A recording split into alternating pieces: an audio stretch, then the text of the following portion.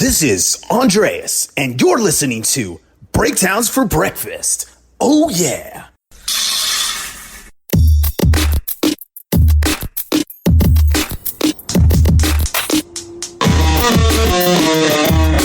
Good morning. Welcome back to another episode of Breakdowns for Breakfast. I am your host, Danger, and joining me is not a popular monster, but Monster. Say hi. I am popular in certain circles, not like all the time, not in general, just to a very specific, very small core group of people. I would just say that you're known.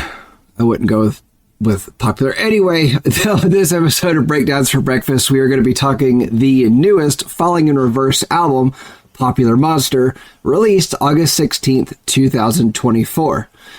Now, there is something about this album that I want to talk about. That most of this album was released before the album came out. And so when I sat down to listen to this album, I had heard most of it already. I think there was like 7 of the 11 songs, were already released. And, I'll talk about the ones that were released and when they were and whatnot.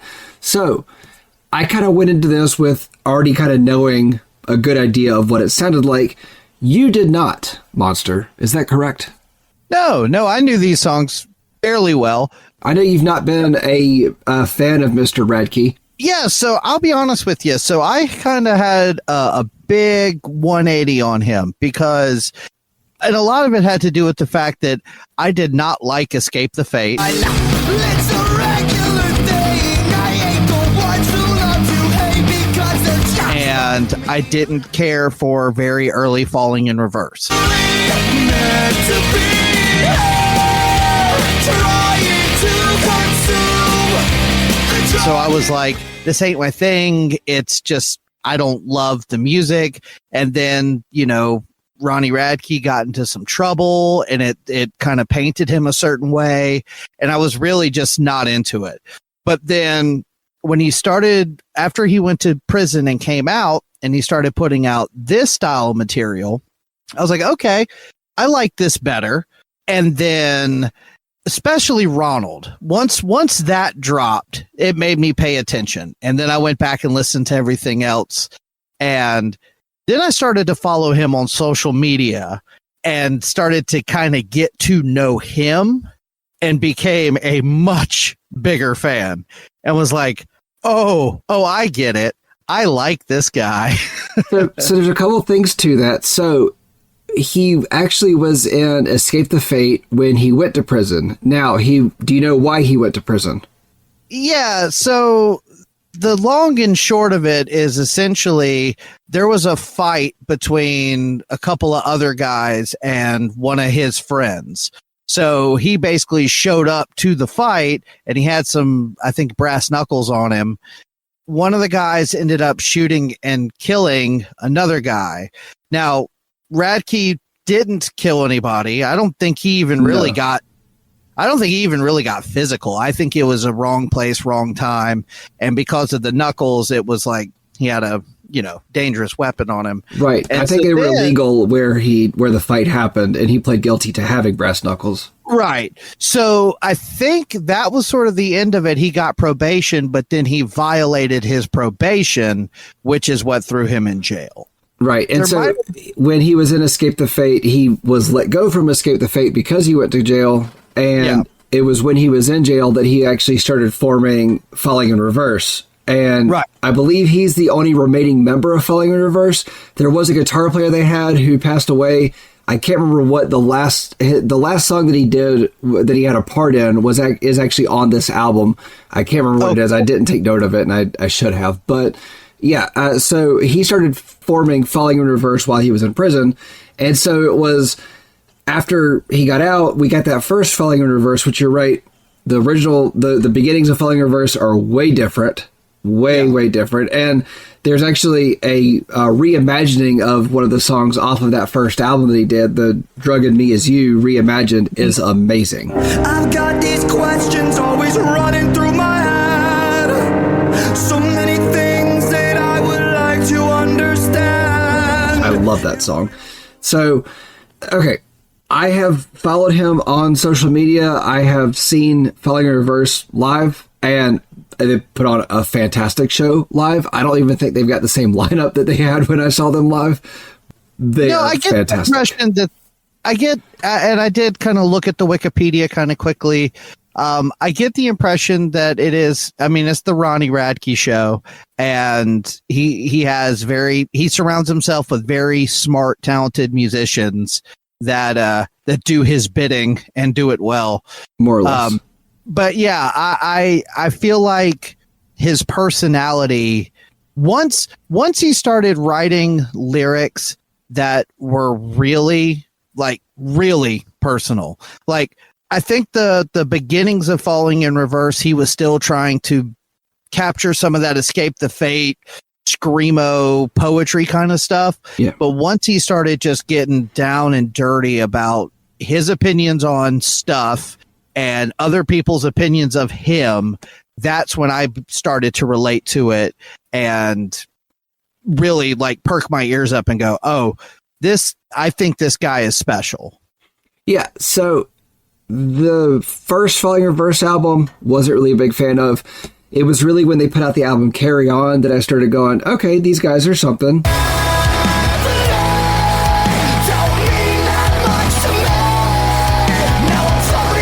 And then, we get this, which, okay, I do want to say something about this album. I don't think this is a terrible album, but I think that this album is what nu metal wanted to be when it came around. Okay, so it's funny you should say that, because to me, this is a lot of stuff that we have heard before, but done in a really cool and, in my opinion, a very fresh way. Like, this could have sounded very, what's the word I'm looking for? It could have sounded like a bad copy of a band like Hollywood Undead or old Linkin Park, but it doesn't. Like, because of Radke's charismatic personality and his raw lyrics, it's its own beast. And something else about this album that you've already kind of hinted on, the first technically single off of this was called Popular Monster, and it came out in 2019. Yes. So the songs for this album have been coming out for years. Now, when I saw them in 2021, I think it was the first Blue Ridge I went to. I don't know. But they closed one of the nights, and it was great. It was a great show. And I'm going to talk about part of that, because part of that does play directly into one of the songs here. But, I kind of heard some of these songs before I saw them live, and then they did some of these songs live, and I kind of just thought they were like just one-offs they were releasing. And, it was kind of like when are we getting another Falling in Reverse album? And then we got the album, and a lot of the songs that I'd already heard are on it. Cool. So I don't really have a big problem with that. Yeah. So one of the things that I, doing a little bit of research was basically Radke was trying to figure out, okay, I don't want Falling in Reverse to just be another rock band. I want to be huge. So what are the hugest artists out there doing right now? And back in 2018, 2019, the big deal was rap music, hip hop, even pop music was singles. They weren't concerned with an album. They just kept putting out singles. And so Radke was like, I don't remember the exact quote, but it was something along the lines of, instead of pouring all of my creativity into 10, 12 songs and spreading it out, I'm just going to focus on one song at a time, get it to the point where it is not good, but great, and just do them one at a time. And then after it was all said and done, piece it together as an album, which is funny. We are doing this as an album. Yeah. But we were listening to it in the car last night on Mrs. Monster's phone, and she has Pandora. And it's not listed as an album. It's listed as a compilation. Yes, which actually, that's funny that you say that, because, okay, so first I want to go back to, in 2013, Radke said in an interview with Alternative Press that he was going to be creating a rap mixtape. Now, I feel like this album is that rap mixtape, because stylistically, this album does not know what it wants to be. It is the most ADD friendly playlist of an album. Yeah, what's crazy is you are right. You are not wrong, but somehow, at least to me, it works. There's not a song for as ADD and all over the place as it is. There's just a certain little level of through line. I don't know if it's just Radke's personality or if it's just the production style, but nothing feels out of place. I am going to disagree with you. I feel like there are at least 2 songs that are out of place on this. Okay. And I don't feel like this was an album. I feel like this is really a collection of songs that he was put together. And, you know, and so I feel like kind of taking on certain things there. I mean, like the first song is very clearly supposed to be a first song of the album. But outside of that, I don't feel like anything else is supposed to be in a certain place. No, I will agree with you there. I think the first song and the last song are very deliberate. The rest you can basically put on shuffle and it does not change the vibe or the mood at all. No. I think it is like a very it is just sort of a collection of singles. Mm-hmm. But it still feels coherent. Like even if you mix all the songs up in a completely different track order, I still feel like it's coherent because it just, even though stylistically there's a lot of shifts, it still feels of one piece to me. Yeah, it feels like a piece of art that was put out, but it doesn't feel very cohesive to me. Like there's very much a clear divide on one track specifically that I don't hate. I don't hate. I know you actually like the track as well, but it's like it's kind of out of nowhere. I don't know. That's just me. But I think I know which one you're talking about, and that in that situation, I think it is because of the track listing that it is in. It does feel like it just like jumps out of the stereo at you, which is kind of fun in its own way. But yeah, I agree and disagree. I think it is just a collection of singles that you could kind of put in any order that you want. But for me, somehow, hey, Radke, I bow to you for figuring this out. Somehow you've managed to mix all of this stuff into this wacky album that, to me, fits. It still works. Yeah, I didn't hate listening to this. You know, it was never an album that I was kind of like, oh, God, I got to listen to this again. No, never had that. I started this album at different places. There's one track that I listened to once within this round of listening to it because I've heard it several times before this. And I will talk about that when we get there. But I never hated coming back to this. I never, dreaded coming back. Let's put it that way. But I just kind of feel like no matter where you start the album, it's not going to matter overall. And right. And I do agree with that. And I like it, like we've talked about in the past, where when you start an album in different places, it kind of feels different. Like I think it was on the Stabbing Westward, it was like you skip certain parts of it. You really hone in on certain parts. Right. You take, what was that, a 13-track album, and you shrink it down to like 9 solid tracks, and it's a fantastic album. No, that was the one that was 16. Okay. That you could shrink down to about 12 or 13. Okay. For me. Yeah, no, that's fine. I mean, and that would have been a fantastic album. So this, I mean, it's only it's only 11 songs, and I feel like out of this we could probably cut 1 to 2 out of it. But I mean, 11 tracks, and none of the songs are that long. So you know, they're like 3.5 minutes max. So it's not a terrible long listen. You know, I don't know what the total time is on it. Hang on, I got that here. Yeah, 37 minutes, 48 seconds. Not a long listen.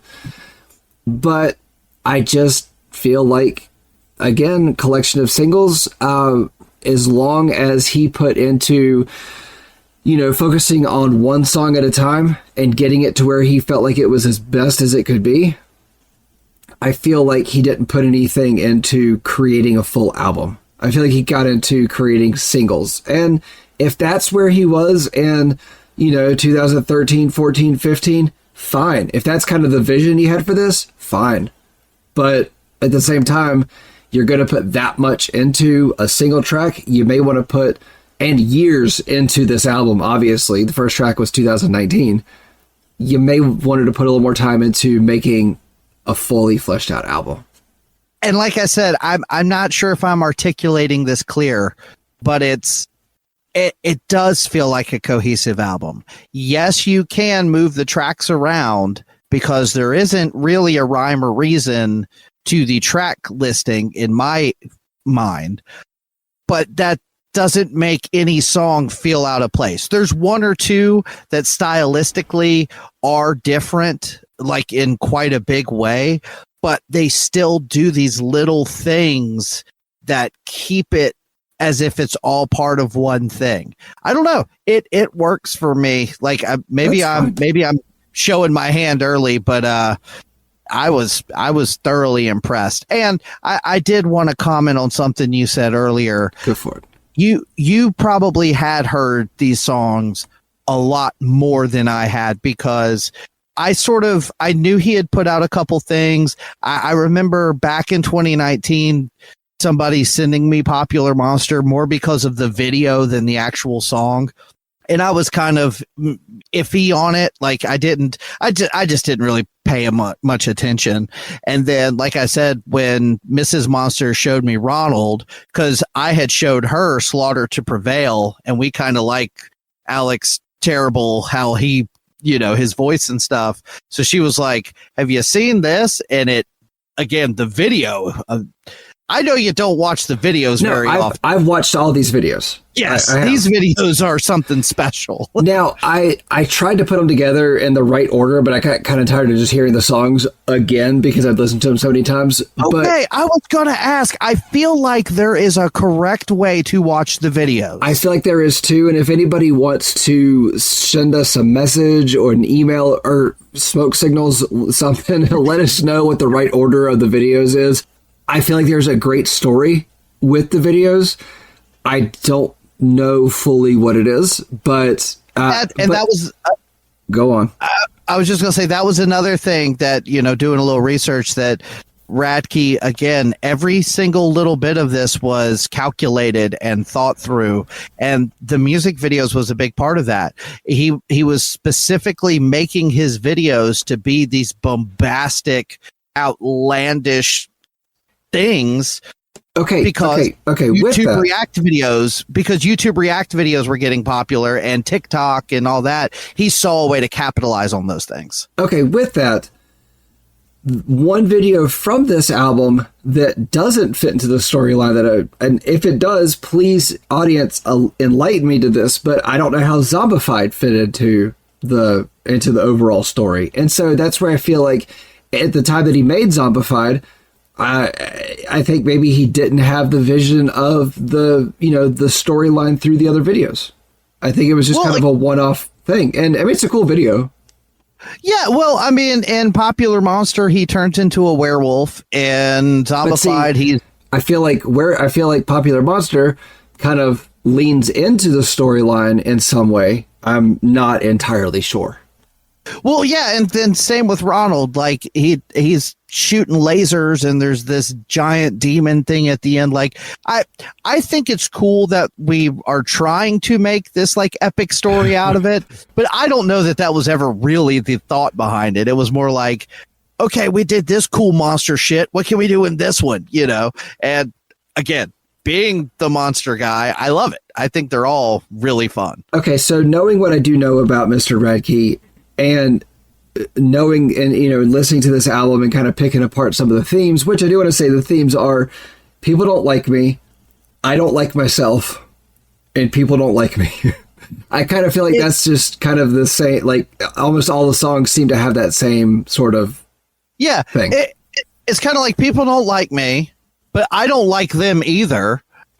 And so let's all just talk about it, Like I did watch an interview with Ronnie Radke just earlier today where he was talking about how, people say things like, well, he just doesn't care. And he's going, well, of course I care, because anybody who says they don't care, they're lying, because everybody cares, especially other people think of them, and to go back to what you were saying before, he was saying that like he hates Twitter or X, whatever you want to call it, because he'll get torn to shreds for saying something on there, but then people see him on TikTok or Instagram or wherever, And it's like they see him say the things and they respond completely different. And he has said the same thing on both platforms and he gets a different response.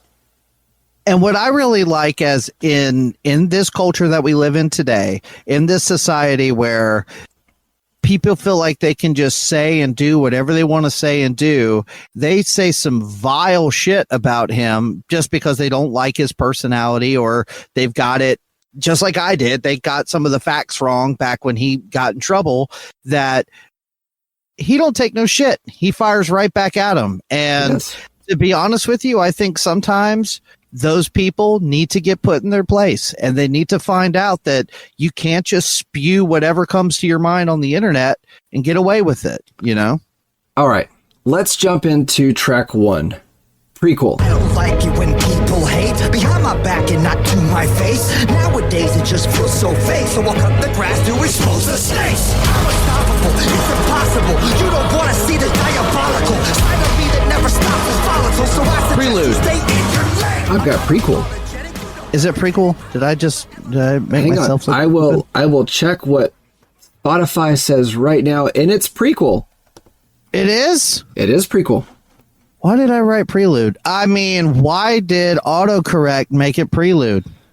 I'm pretty sure It's prequel. Okay, yeah, Prequel. Just cut out this whole conversation, would you? Nope, it's staying in. All right, have you ever heard of a rapper, I believe he's a Christian rapper, named NF? Cup and codeine. Changed my style, they told me. Now they come around like, homie. Man, y'all better back up slowly. Back up slowly? Who are you kidding? Yes, I have. This is an NF song, and I like NF. I really do. Well, I was going to say, have you ever heard of a rapper named Tom McDonald? Look, I get it, it's like the world is going crazy. Seems like a school shooting happens almost daily. The racism, rape culture, hatred. that No. we're facing. Because I like Tom McDonald, and this sounds like a Tom McDonald song. Okay, it sounds like in McDonald's song. I don't know. No, yeah, okay, so that's something else we'll get into as the songs go through. He raps on a lot of songs. Yes, he does. But he's got this neat way of kind of tweaking his voice. So even though some of the production and riffs might kind of have some similar vibes, he'll rap in a little different tone of voice to mix it up a little bit. And I Yeah, like that. and he changes his flow within Yes. the, which I like. So okay, so there's a line in this song which I don't know if he caught it, but he I says, did. I've got it in my notes. "You could say I escaped my fate." The whole life of pain, you could say I escaped my fate. And in the video, he looks at the camera, and it reminded me of in the Beartooth videos where he'd like look at the camera and wink or whatever. Yeah. And, you know, I kind of thought that was a nice little Escape the Fate reference. You know, I don't think he's on great terms with Escape the Fate, or maybe they've got. Oh, I'm sure. Maybe they've gotten on good terms now. I don't know. Anyway, Yeah, possibly, yeah. so there's a build up and drop in the music at 155. And you praise the fascist, you kiss the hand that takes half That the tax. works really well. Like, it's like the way that the music was constructed behind what really starts out as a very low key song. I don't think there's any music in the very beginning, but it just slowly builds up. So I like the beginning, the middle of the song, and I think his song's got a great ending. And I think that this is a good song overall. I was getting ready to say, you're like, I like the beginning, the middle's good, and I love the way it ends. But from section 6 seconds to 9 seconds, I'm miserable. okay, so it's not a secret at all that Ronnie Radke's got a damn fine voice. He's got range for days. Oh, don't you say it. In this song, his falsetto is the worst part of the song. He should have leaned into his scream on this one. In other places, his falsetto is great, but on this one, I don't like it. The match wasn't back.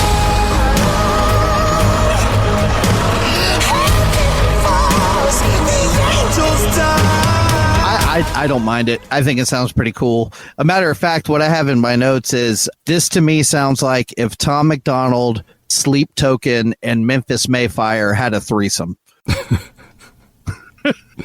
Okay, track 2, Popular Monster. Stage, yeah, it's not a fucking stage. I just wanna feel okay. Okay, motherfucker, now you got my attention. I need to change a couple things, cause something is missing. And what if I Okay, so this is one of the ones that was released. It came out November 20th, 2019. All right. Mm-hmm.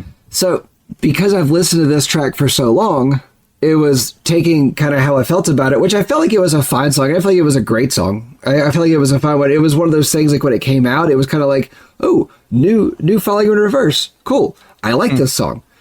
I like the pre-chorus in this song.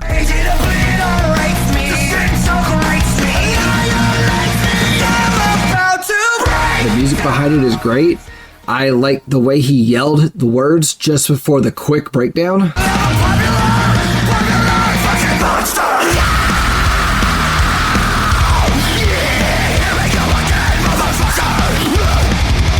happened? It's a fast breakdown.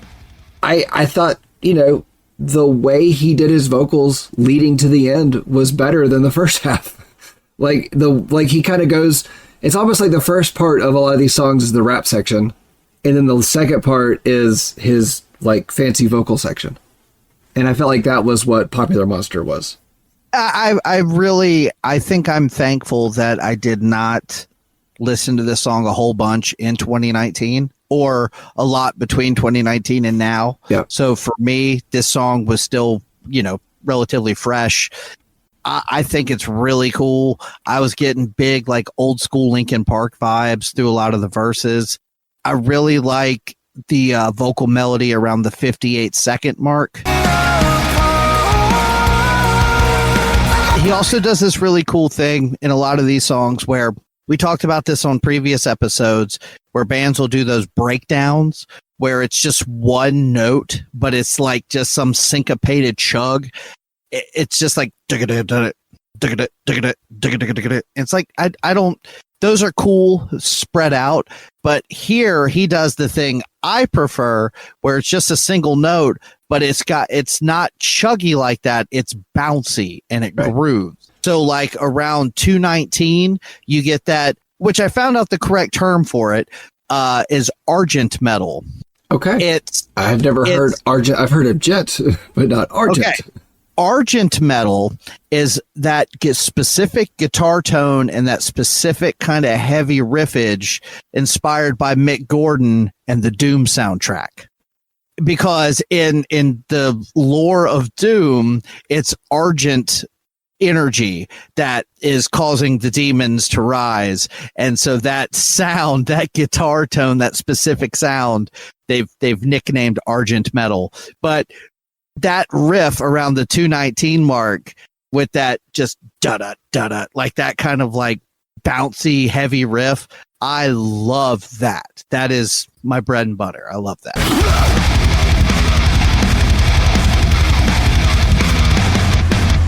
It's a lot of fun.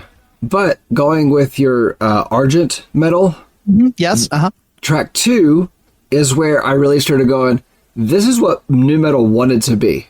And I feel like, while the nu metal sound was something that definitely, lived and survived and has survived and whatever, I kind of feel like this one is what they were trying for at that time, but they couldn't quite get to because they didn't quite have all the influences that, Mr. Radke would have in 2019.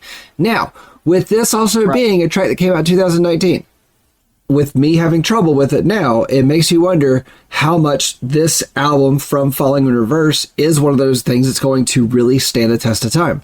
Because already within the, 5 years, almost 5 years since this track was released, this one kind of wore off a little bit for me.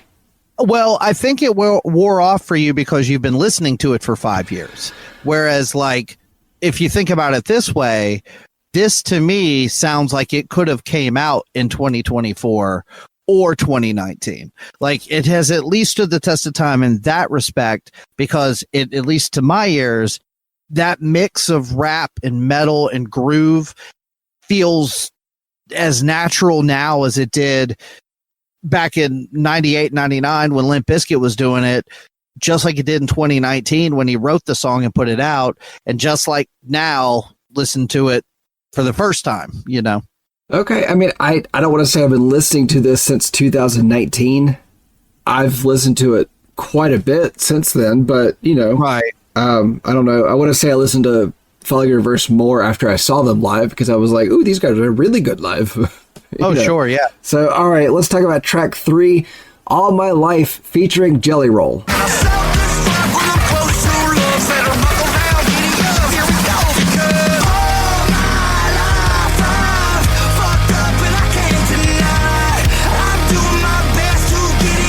Now, this is the track that came out June 6, 2024.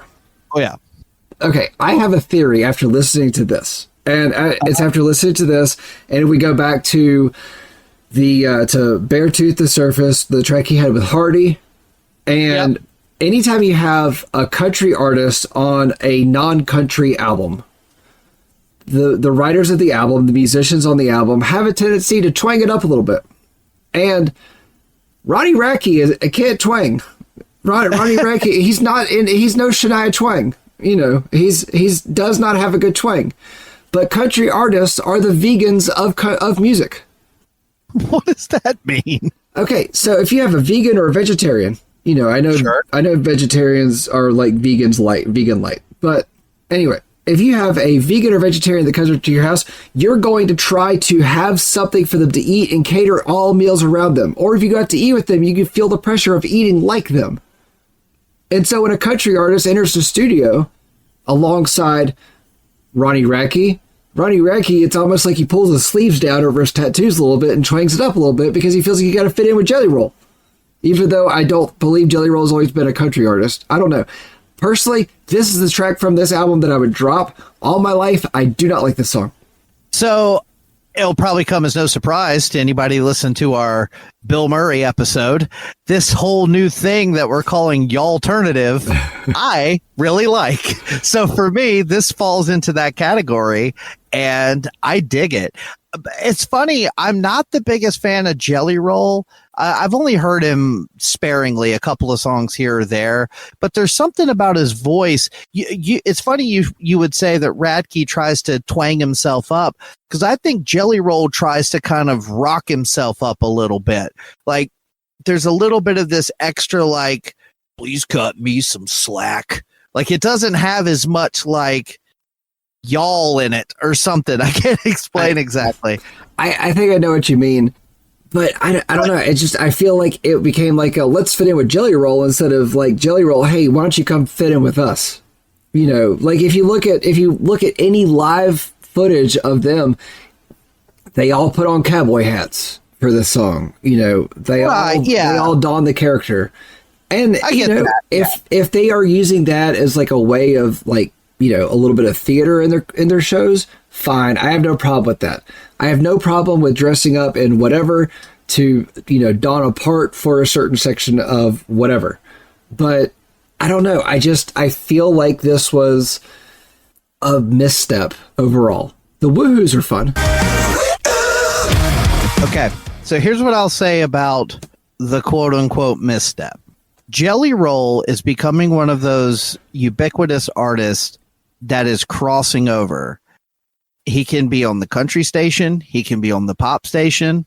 And now I know for a fact he can be on the rock station, because when we were at the beach listening to 94.5, I think they call it the Strands Alternative or whatever it is. Yeah. They played this song on the radio. They're not going to play Popular Monster. They're not going to play Ronald. They're not going to play some of these other songs. Oh God, they're not going to play Ronald. This one. Yeah. Yeah. But they'll play this one, and they did. So it's getting Radke on mainstream radio. Yeah. It's getting Jelly Roll on rock radio. So it's, I mean, you might not necessarily like the song.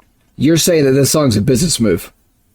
I'm saying this was, everything about this is a business move. From using his mugshot as the cover, from putting stuff up on TikTok, like love him or hate him, man. Like I know different people feel differently. I think the man is a genius when it comes to... I wouldn't go genius, but I think he is smart.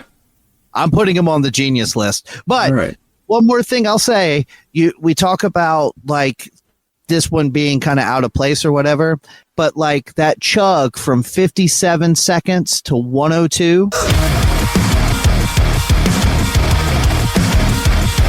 First of all, it's amazing They kind of bring it back later in the bridge, but that little section right there is the little bit that connects it to Popular Monster, and it doesn't feel completely out of left field. It's kind of like Fly on Floored by Sugar Ray. The radio version, cuts it out, but on the album they have that part like in the bridge that kind of connects it to the rest of the like rock of the album. So to me, this one feels different, but it doesn't feel out of place. Okay, so spoiler alert, Jelly Roll will be showing up next week as well. I was getting ready to say, okay, my sentence was going to be, can you believe we're going to do 2 albums in a row that featured Jelly Roll? Because that, I never thought. Roll? I didn't mean to say it that way, but it was cute. But when we started the whole concept of this show, I never thought imagined that we would say, yes, we're going to do 2 albums in a row featuring Jelly Roll. Yeah. So, all right. I don't really have a big issue with Jelly Roll. I actually think he's a super nice, super like just sweet guy from everything that I've seen about him. He could be the world's biggest dick behind closed doors. I don't know, but he doesn't come off that way. So he's a big guy though. He is a big guy. And I think he's gotten bigger, unfortunately. I feel like he might be going the way of John Candy. Oh no. Yeah. All right. Let's move on to track 4, Ronald, featuring Tech Nine and Alex Terrible. From the depths of the vacant chambers, I'll pull the trigger, give a bullet to a stranger. I pull from the depths of the vacant chambers. Now, this one was released May 4th, 2024, and it has not worn out its welcome. I love this song, but we go from falling in the twang to this. And this is a big and mighty song that has several changes that I'm okay with. This is the one that Mrs. Monster said, do you like Falling in Reverse? And I said, not really. She said, really? Are you sure? And I said, I don't think I do. Why? And she said, watch this music video. And I said, Oh, I do like Falling in Reverse. Pardon me. Yeah, this blew my mind. And we went through a phase where like every couple days it was like, hey, put that Falling in Reverse video back on. That's cool. Because according to him, it's not a phase. Yeah, it's not a fucking phase. No. Okay, so the song is really good. It's like you said, it's got a ton of different like parts and pieces. I don't think Tech Nine or Alex Terrible feels out of place. I think both of them add immensely to the song. The video is just bonkers. Yeah, this to me is like everything about this works for me. Okay, so we've talked more about the video than we have about the song, but okay. So this is by far the heaviest track here. And I think a lot of that is due to 2 things. One, Alex Terrible and the gunshots in the song. There's a gunshot of 43 seconds. Yes. It's one of those things that in watching the video, the way it hits, it's like, okay, I get it. I hate when bands put sounds in music that don't need to be there. Like, I don't necessarily mind a gunshot in a situation like this, but like I hate it when a band will put a siren in a song and I'm listening to it in my car. It scares the shit out of me every time. What about the woman's scream at the end of the song? Yeah. I always forget that's coming. Like, I know it's coming, but it feels like they stick it in at a weird place. It's like, oh, there it is. I forgot. That's right after the whole rabbit hole part. Spiraling out of control and deeper down the rabbit hole. Yes. It's, God, man. Yeah. I don't know what to say, man. Like everything about this song is great. I love every little part that it does. I love the 36 chambers thing. There's something about the way Radke kind of like laughs at one point. Yeah, he's got a laugh at 58 seconds.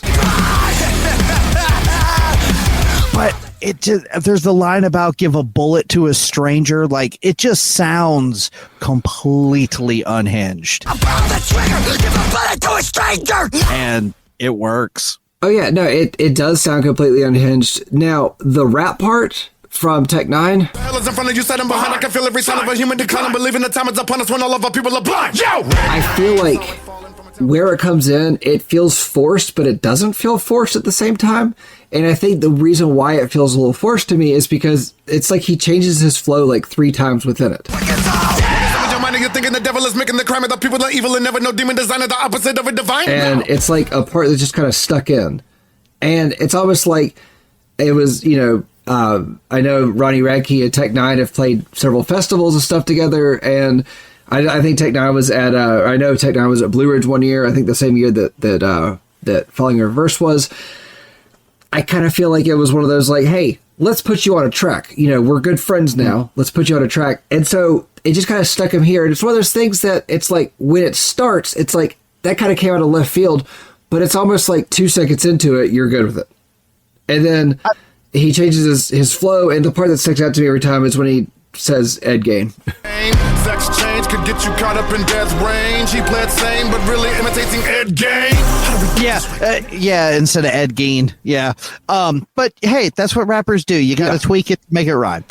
Here's what I think. And maybe I'm getting way too analytical, but for me, the music absolutely. Just wait till you hear this sentence. Right. To me, the music goes really fast.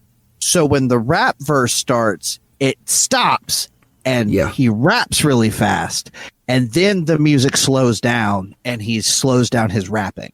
So I think it's kind of neat, like the dynamics of that. And then just in case you forgot what we were doing here, the song goes completely off the deep end at the end when Alex Terrible shows up as a doom cyber demon and starts screaming his head off.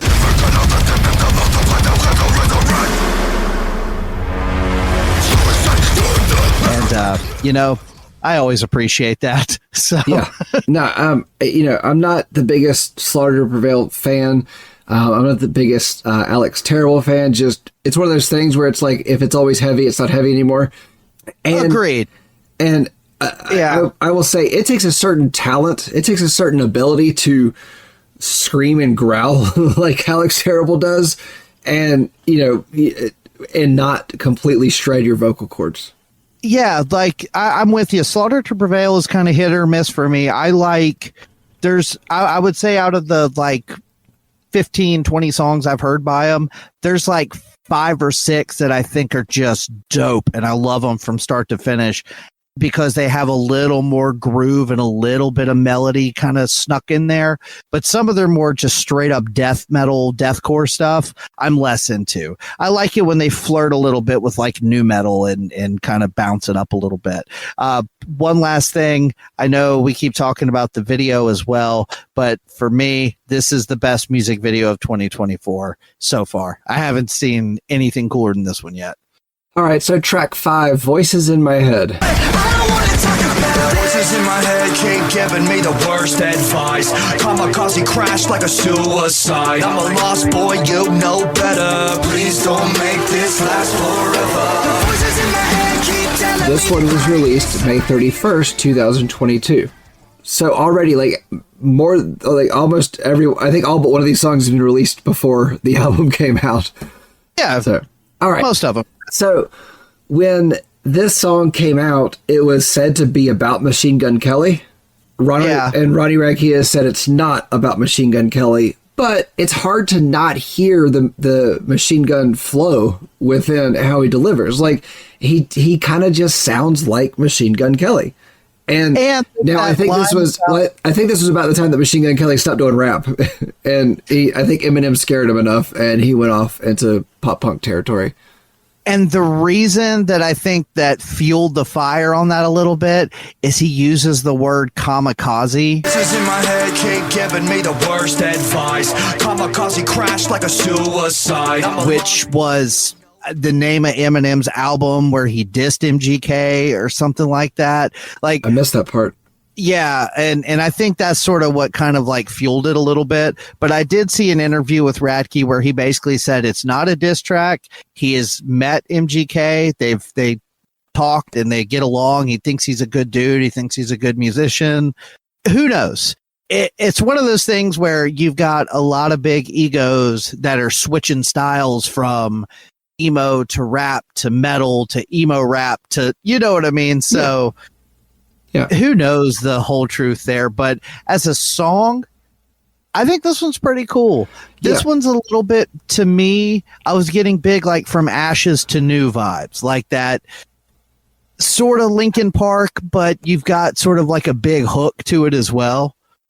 Yeah, so this is a rap song with pop choruses. That's really what it is. I don't hate it by any means. And this becomes this is another one where the first part of the song, the first half of the song, the second half of the song are two very different things. And it's after that little deep speaking part that he does. Voices in my head keep on telling me I'm cursed. I'm paranoid. I don't want to make it any worse. Where you get I'm gonna take your term from the Silent Planet episode. It does a dive bomb guitar.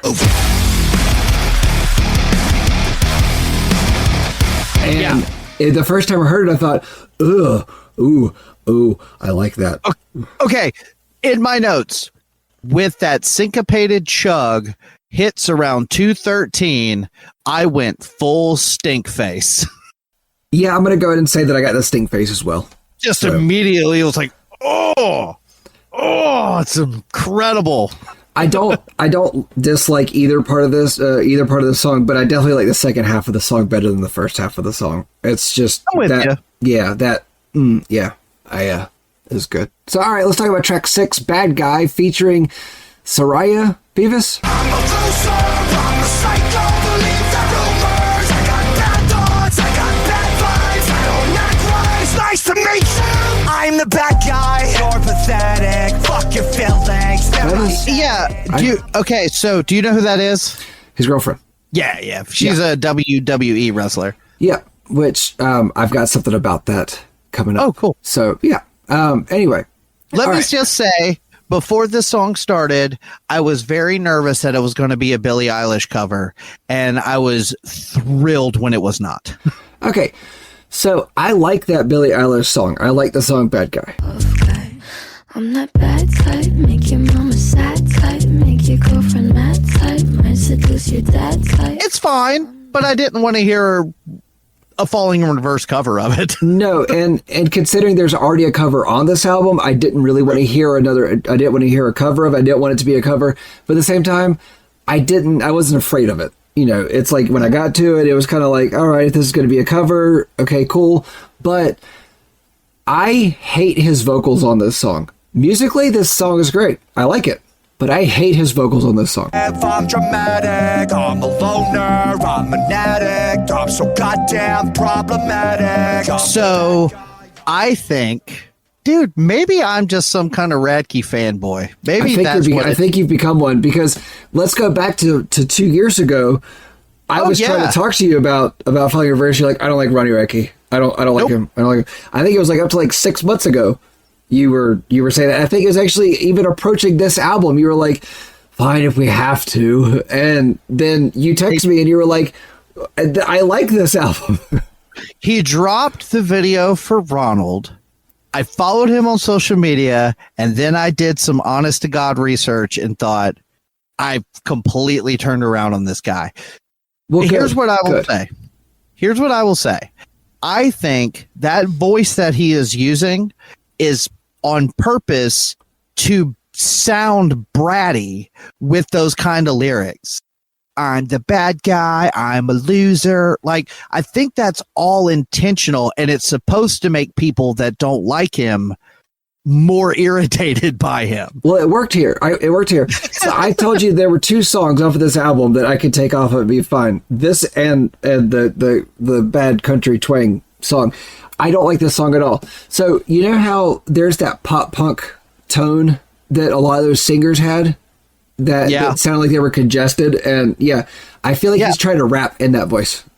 But again, I think it's a deliberate choice to irritate people.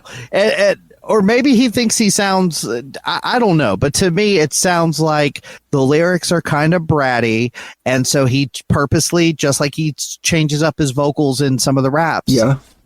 To fit the lyrical content in a different way. And I will say, for as small and simple as it is, Sarah, Mrs. Beavis.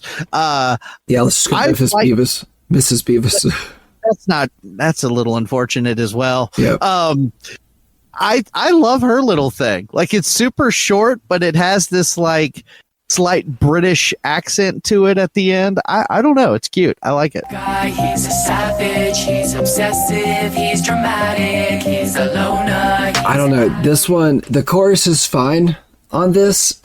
It's fine at best. This song just becomes repetitive. Whereas in like up before this and after this, we get, almost every song changes at a certain point, and it's like we get something that works together, but does not make me get bored at all. This song, I don't know, about halfway, 3/4 of the way through it, I just kind of was like, all right, I get it. I don't want to be here anymore. So what I just realized that I think is really interesting is Bad Guy, and there's one more song that we'll get to in a minute that are pretty much, they don't have all the little pieces like some of the other songs do. They're pretty much straightforward. They're the only two songs that come in at under 3 minutes. Matter of fact, the next one that we'll get to in a couple songs is less than 2.5 minutes. So for me, you're absolutely right. Bad Guy doesn't have any weird little changes or anything, but it's over before it gets too repetitive for me. Yeah. All right. So let's talk track 7, Watch the World Burn. You'll never get rid of me. Too many enemies whipping my imagery. You know my history. It ain't a mystery. Put every enemy out of their misery. Somebody send me some positive energy. I'm about to go dark. I'm about to go dizzy into the dark. This was released January 31st, 2023. Okay. We have something else here at 2:30 in this song. We've got more dive bombs.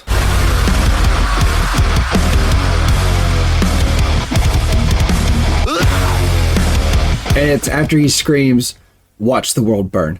And it's great the way he does it. Watch the world burn! I'm good. Okay. Before we get there. I'm sorry. I know I jumped to 2:30 because it was it's like, I love that moment every time it comes up. But there is so much cool shit going on in this song. There is. Because, okay, this is right up there with Ronald for me as being one of my absolute favorites. It starts off like just kind of a straightforward rap rock song. Obsessive, I'm passive, point and no return. Fuck being passive aggressive. I'll brandish a weapon, teach all you motherfuckers a lesson. Yeah. I actually battle my demons as hell as it. And it's just kind of going. But even though the music doesn't change dramatically, you can hear it in his voice. There's this intensity that's picking up, and it's just kind of subtly building and building and building. And then all of a sudden at 136, it does these couple of lines that are just so wrapped so fast that it's just like, good Lord. Like, I didn't know that was something he had in his repertoire. Stacking every little pretty penny that I'm getting, and I'm never giving in to anybody. Always winning, never kidding. When I die, I'm taking everybody with me. You're never gonna get me because you never see a simple. Yeah, my motherfucking God, you're like yawn. And then it goes into this almost like Avenged Sevenfold kind of like skate punk metal thing. The pain and sorrow left us solo. No tomorrows are to swallow. For another minute or so. Okay, so that thing at 136 you're talking about. Yes. I came to call that the Rap God section really quickly after the Eminem song, Eminem song Rap God, because he's going at that speed. Now, I don't think that Radke has what's the endurance to go the length of time that Eminem does, but this song shows that he can rap. That's damn clear. I mean, you're right. Okay, I know I jumped to 2:30 at the very beginning of us talking about this track, but I love that part so much. I do too, for sure.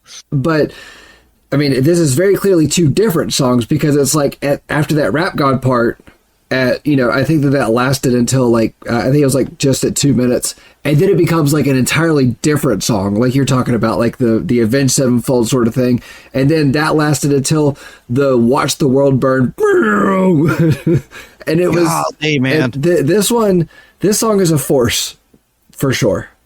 And again, and it's just a preference thing, because I can see at least one person was not thrilled with our opinions on A Day to Remember, but there's something about that single note da da da da da da da that really works for me. Yeah. Whereas if it would have went down,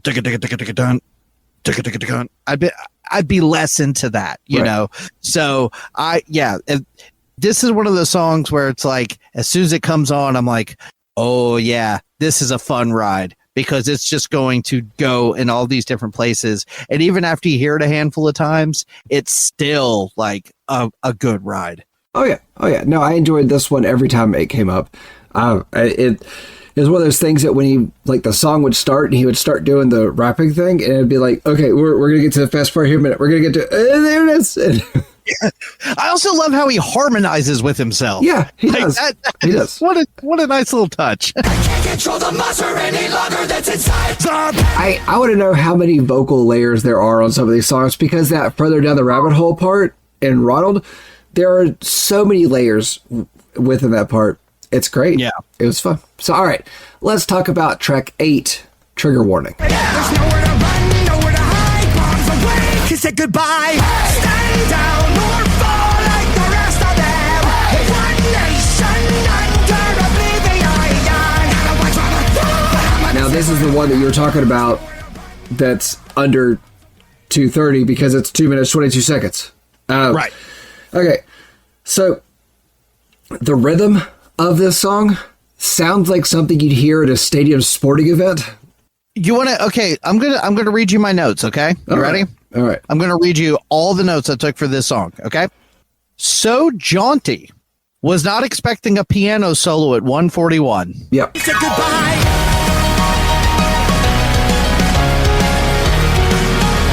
I like that piano. I like the piano part, the barroom piano part. I liked it, but there's just not enough of it. Agreed. I think that if they would have, because I think this was smart, because you've got a couple of songs. This is in between a couple of songs that do that, like, barrel, da da da da kind of thing, that it almost feels like this song could have been about a minute longer, and they throw some stuff like that in there. But instead, kind of play with your expectations a little bit, just keep it real tight and short. And then, having that clean piano in there really kind of like makes it its own thing, you know? So, actually, I'm going to ask the question, is this one placed here on purpose? Is this put between Watch the World Burn, which is this, like, heavy monster rap song, and then we get a, like, rap, punk rock American Idiot, Trigger Warning, and then we get the song after this. And I kind of feel like this was stuck here because of what you just said, that plays your expectations a little bit. This one kind of mixed up what the, I don't want to say formula, but the formula of it. I guarantee there was a conversation about the track listing, and there was thought put into it. Based on some of the lyrics, Ronnie Radke may have had that conversation with himself. Oh, absolutely. Yeah. He was probably fighting with himself about where to put some of these songs. Right. So I think so. I mean, personally, I think this is a good track placement for this song. I think it mixes up the rhythm a little bit, and that piano just makes it its own thing altogether. Yeah. Okay, so let's talk about track 9, Zombified.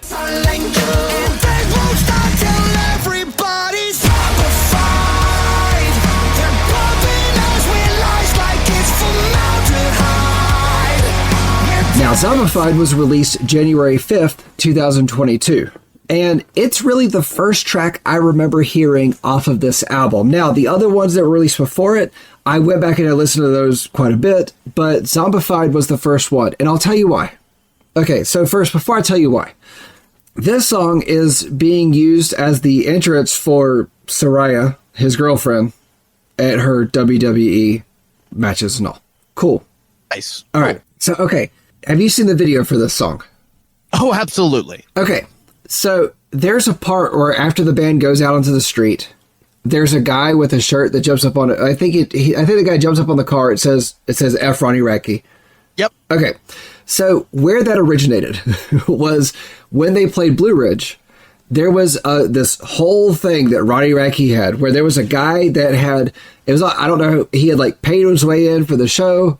I have seen this video and I was not aware that was at Blue Ridge. That was at Blue Ridge. And we stood there and watched it happen. And it's like, okay, so this guy's wearing a shirt under a shirt that says, and it's a white shirt with black block letters that says F. Ronnie Radke. And then Ronnie Radke goes off the rails on this guy, just loses his shit on this feller in the crowd.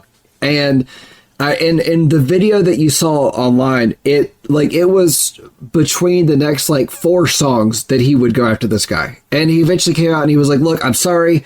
I just get really upset when I get disrespected, blah, blah. And I was kind of sitting there the whole time going, it's a guy in the shirt. It's a guy in the crowd with the shirt. Just get over it. Just move past it. But the next weekend, 2 weeks later, something like that, Falling in Reverse played a show.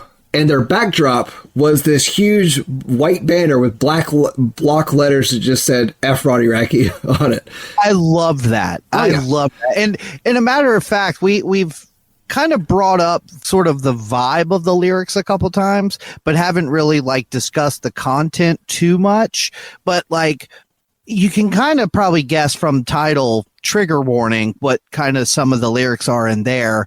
And then same with this one, Zombified, it's kind of talking about cancel culture. It's not kind of, it is talking about cancel culture. Well, yeah. There's that line about, they're canceling you. They won't stop till everybody's zombified.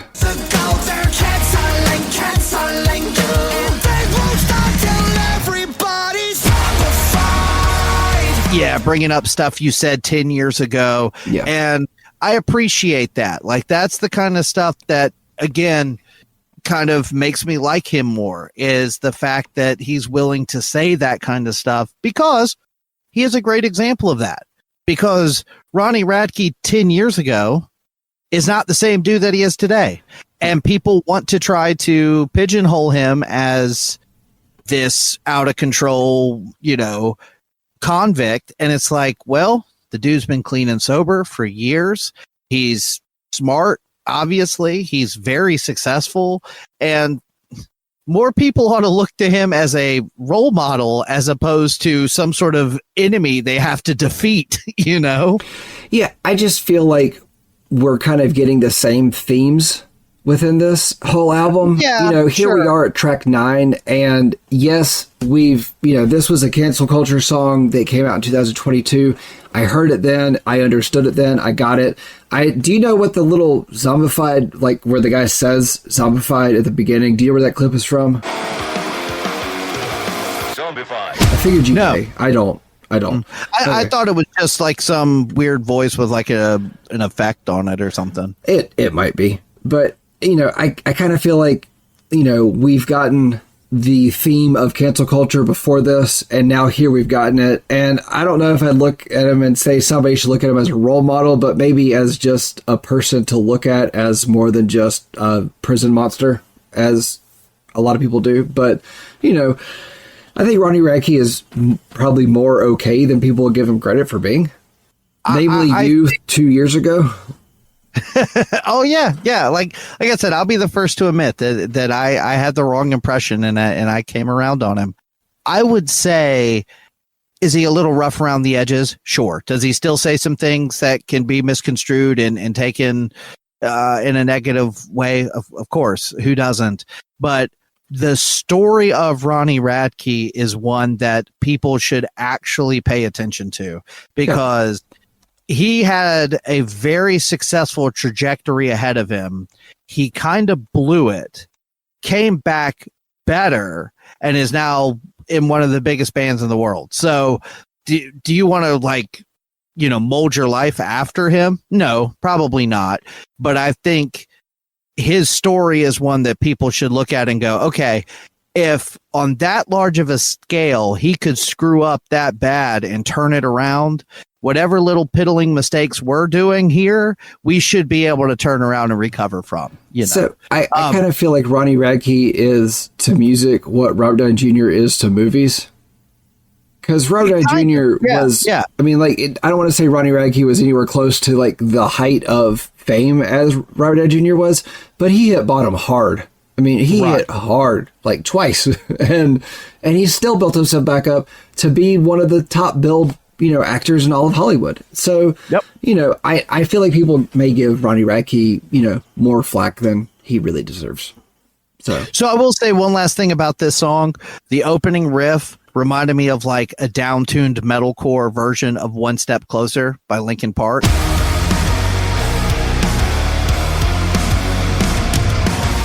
Which I'm not mad at. That's cool. When the bridge hits around, like when it gets faster, the tempo change, when it goes into that part, I was kind of getting Slipknot vibes.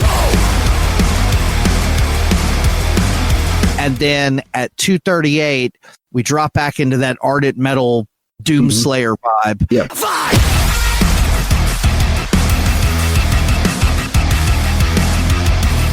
Especially with the music video where he's just running around blasting monsters. Yep, I had the 238 note because that was a moment where I was like, oh, yeah, that's a good. Distinct bass came back. I did have a little hard with it because I did have a hard time with this one because I've been listening to it since 2022. So, there is a good portion of that in this whole album for me. Or not the whole thing, but a lot of it. So I will say this. As you can probably tell by the comments I have been making this entire episode, my score is probably going to be pretty high. However, had I been consuming this as you were, they dropped a new song, I'm going to listen to it a little bit, maybe stick one or two on a playlist, listen to it over the next 4 or 5 years, I might be coming in differently. But for me, this sounds like I heard a couple of singles and then the album dropped. Like I didn't hear half the album. I heard maybe 2 or 3 songs first. So for me, I think my score is going to be higher, and I think yours might have been higher had you came to it the same way. So what you're saying is that my opinion of this album is altered by how this album was presented? I think it might be. Okay. When it's all said and done. All right, that's fair. All right, let's talk about track 10, No Fear. Your head spinning is stupid. Bitch, I'm the one you excluded. You want to talk about equality, but I'm not included. I think it's funny and ironic and it's pretty amusing. You prove my whole point by this chorus I'm doing. It's like nowadays people are too afraid to say what's on their minds. I feel like this is another cancel culture song. A little bit. Yeah, a little bit. Musically, there's this cool little thing where he says waiting for the drop, and at 2:21 it does for about 3 seconds and then goes back into the verse. When with this music I'm just waiting for the drop light.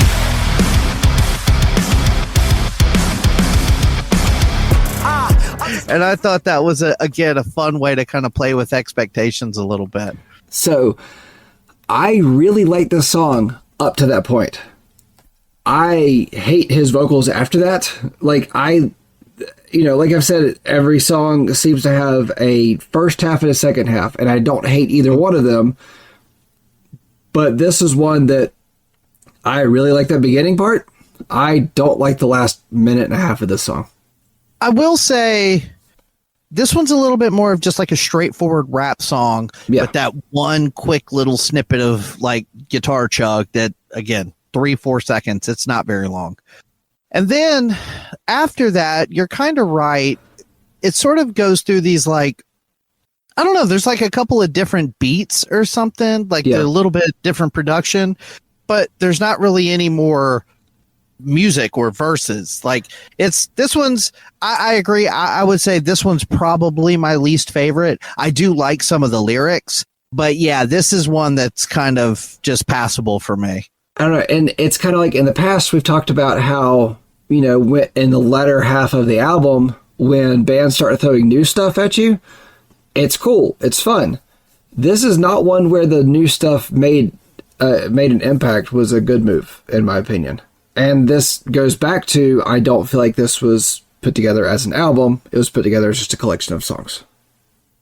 Yeah, this is one where I feel like maybe you put it in the first 5 and take one of those and put it back here. You get a little more energy at the end of the album. But I don't know, with the next song being what it is, I don't know, it kind of makes sense to start to come down like one song early. You don't come all the way down, you just start to.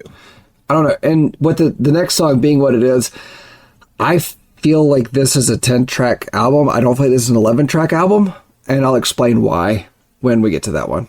So let's go ahead and just get to it. So, track 11.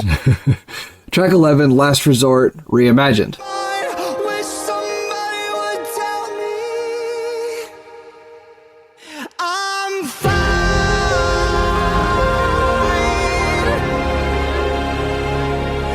Now, this was released June 26, 2023. So this has been out for over a year, and I remember when this came out. Now, this is a cover of the Papa Roach song, Last Resort.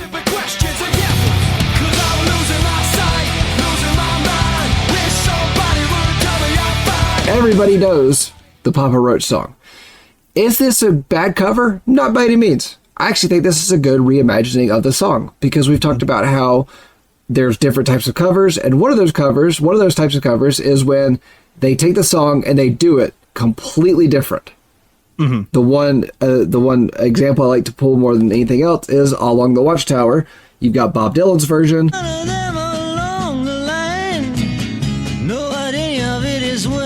I hate there's a Bob Dylan sound clip in there now, and then you've got the Jimi Hendrix version of All Along the Watchtower.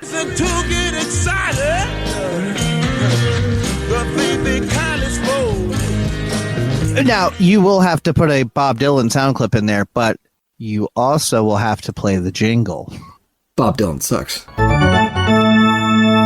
Bob Dylan sucks. Bob Dylan sucks. All right, so is it a good cover? Yeah. Do I wish it was here? Or do I like that it's here? No. I wish their reimagining of The Drug in Me Is You. I feel like that'd be a better fit here. I think it's a better song overall.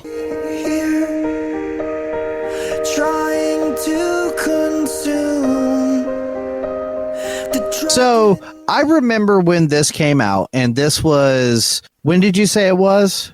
June 26, 2023. 23, okay.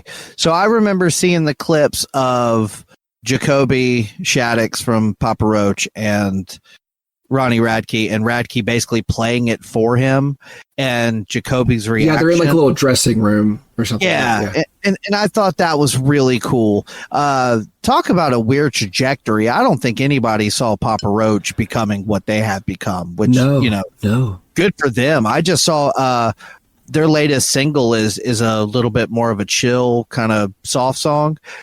They have a version with Carrie Underwood. Like, whoa.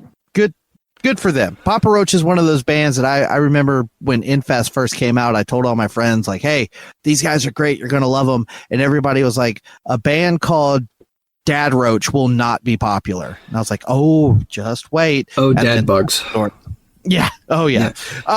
So Carrie Underwood is actually a huge like Slipknot fan, and she's a big fan of a lot of heavier bands, which is really surprising. But there's a lot of those like more Hollywood people and mainstream music artists that get down with some heavy stuff. I think it's Margot Robbie, who's also a big like Slipknot fan. Huge Slipknot fan. She used to go see Bullet for My Valentine before they kind of blew up, and like that's awesome. Anyway, back to this song though. I agree. I think this is an incredible cover. I think what Radke does with it, just the lyrics, like I think people just go along with the vibe of the Papa Roach song, that if you actually listen to the lyrics, man, that's some heavy shit he's talking about. And it's not a happy song at all. No. And I think the way that Radke performs it really drives that home. So like the way I put it was, I think it's a solid album closer, and I think it's a great cover. It's just not the kind of song that I can like listen to on a regular basis. Like this is the kind of song that if I've got the album on, it's playing, I'll probably just let it ride. But there's a couple songs on here that I will go out of my way to listen to. And this one it's just like, it's so dramatic that it's not something I can listen to all the time. So Monster, what's new with you? Hey, good looking. What you got? Cooking. even though we just got done talking about a cover of, I mean, Last Resort, is that a top 10 new metal song of all time? I don't know about all time, but I think it's on a few, top 10 new metal playlists for sure. Up there. Got to be up there. I'm going to actually say Zombified.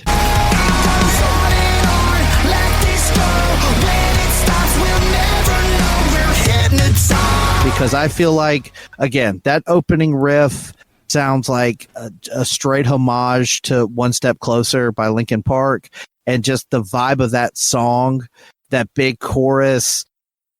Honestly, the whole album is dripping with new, but I think that like I said, this is what new metal wanted to be. I think it's what new metal is becoming. Fair. Why don't you tell me what's cooking? Well, this is the first time this is ever going to happen, but Zombified.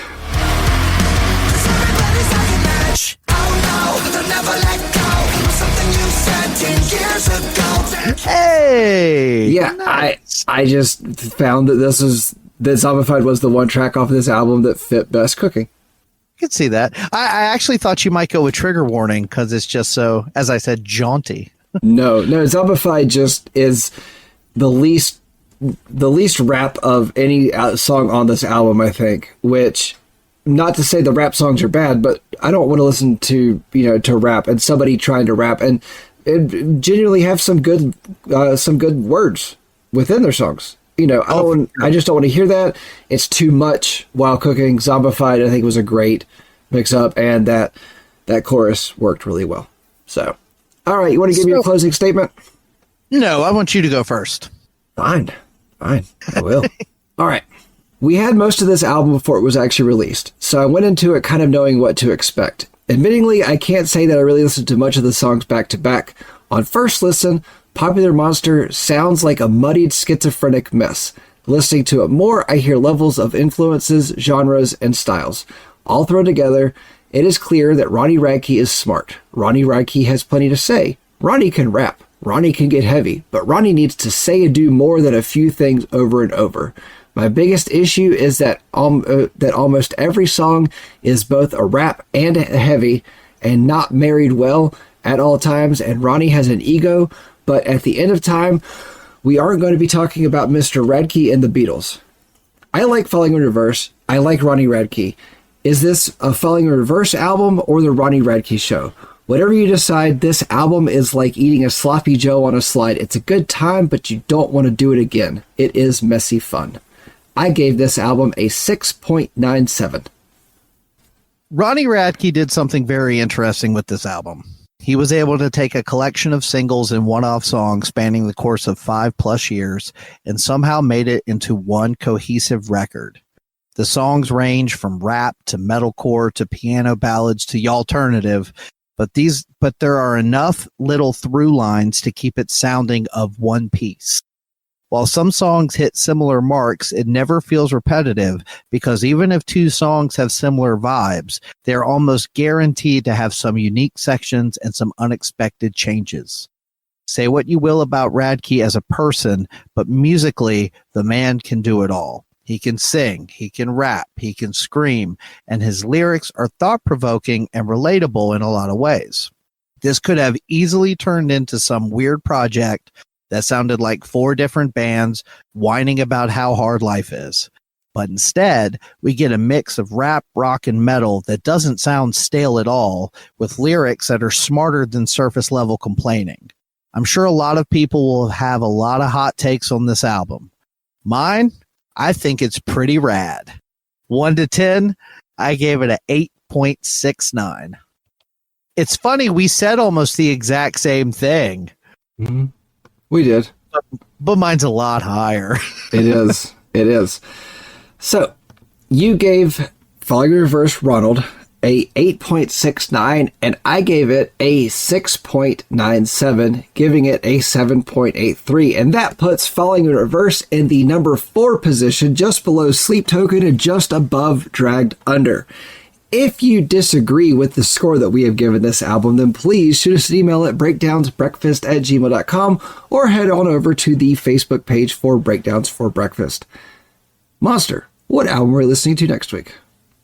Now, correct me if I am mistaken, but next week's album was released the same day as Popular Monster, correct? I believe so. So next week we will be continuing our Jelly Roll month with the new Post Malone album, F1 Trillion. Danger, what do you call something that's rad, but not too rad? What? Radish.